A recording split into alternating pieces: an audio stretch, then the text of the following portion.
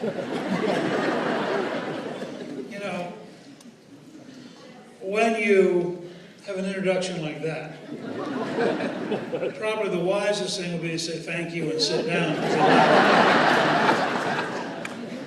That was remarkable.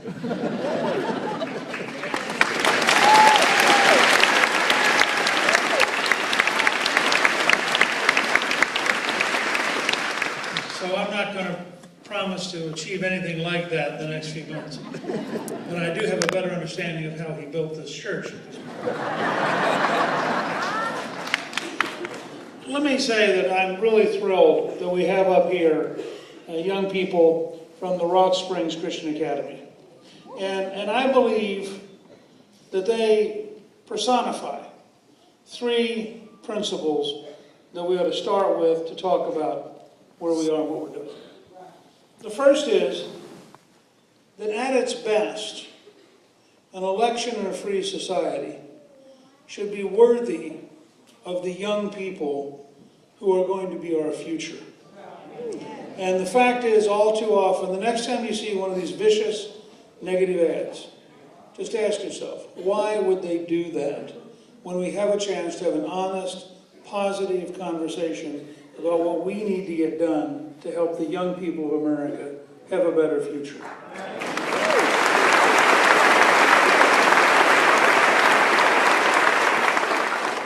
Second, the fact that they go to a Christian academy is a good reminder of what the Founding Fathers had in mind. The Northwest Ordinance was written by the original Congress of the Articles of Confederation in 1787 to help organize Ohio, Illinois, Indiana, Michigan, and part of Wisconsin. And it said, religion, morality, and knowledge being important, we need schools. This was brought to my attention when a couple years ago in the Capitol Visitor Center, one of our secular anti-religious staff had edited it to take out the first three words and put up knowledge being important. We need schools. But that is not what the Founding Fathers wrote. They wrote religion, morality, and knowledge being important. And they would have always said, if you have to choose between character and memorizing, pick character. Because character shapes the person for a lifetime.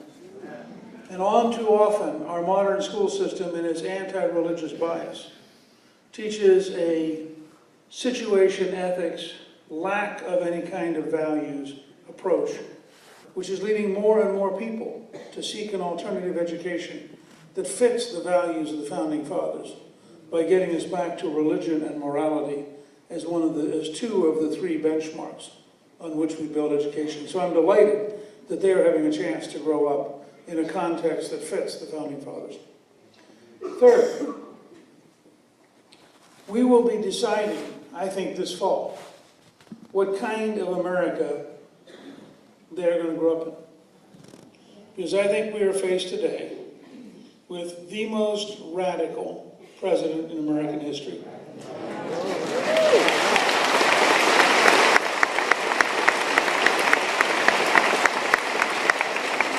I think his vision of America, the values he believes in, and the way in which he interprets reality all represent a radically different future from what the Founding Fathers had in mind.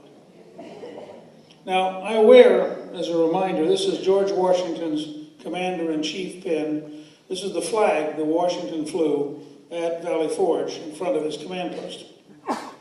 Washington was the commander of the American Army for 8 long years. He only spent 1 week at Mount Vernon in 8 years. He was in the field against the greatest empire in the world. When the Constitutional Convention met, they asked Washington to preside over it. So when they wrote, the president will be the commander-in-chief, they had a very good understanding of the word commander-in-chief. because they were presided over by somebody who for 8 years had been a commander-in-chief. And let me just say a couple things about being a commander-in-chief. When the men and women who serve under you are killed, you don't apologize to the enemy.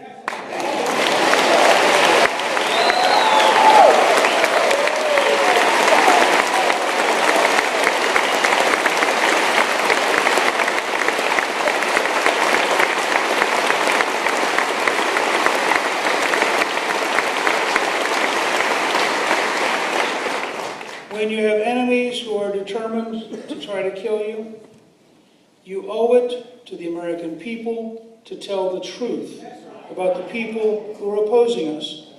We have been systematically and methodically misled by our leaders. This is much deeper than Obama. We had the same problem with the State Department under Bush. There is a willful refusal to be honest about the people who want to kill us. And I think we need to have an honest discussion. When churches are burned in Nigeria, do we get an apology? No.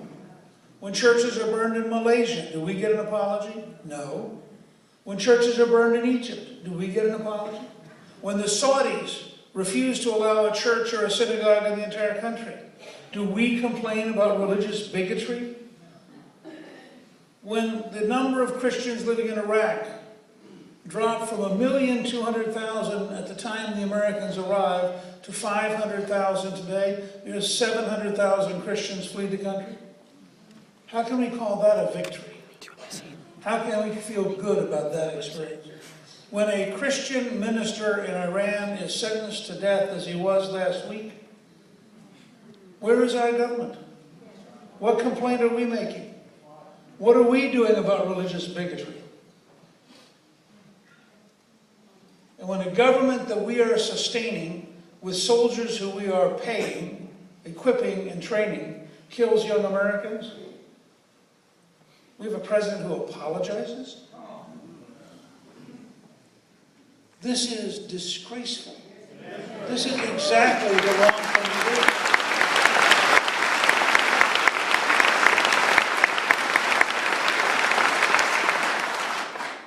If this election were about nothing else, it should be about the choice between strength and appeasement, between standing up for our young men and women in uniform and apologizing to our enemies, between telling the truth about those who want to destroy us and being afraid to even look the truth in the face. That big a gap. But this election is about much more than that. President Mark Smith had it exactly right. This is the most anti-religious administration in American history, and it's not just war on the Catholic Church. They tried to redefine what a religious person was, and they were so off the mark that the Supreme Court voted 9-0. Now, when you get the liberals on the Supreme Court telling you you're wrong, do you realize how wrong Obama has to be to lose 9-0?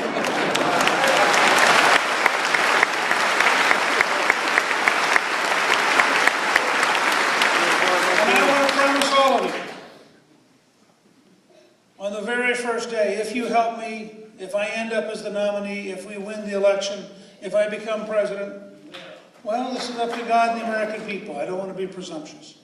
But if it happens, on the very first day, shortly after the inaugural address, I will sign an executive order which repeals every single anti-religious act of bigotry by this administration.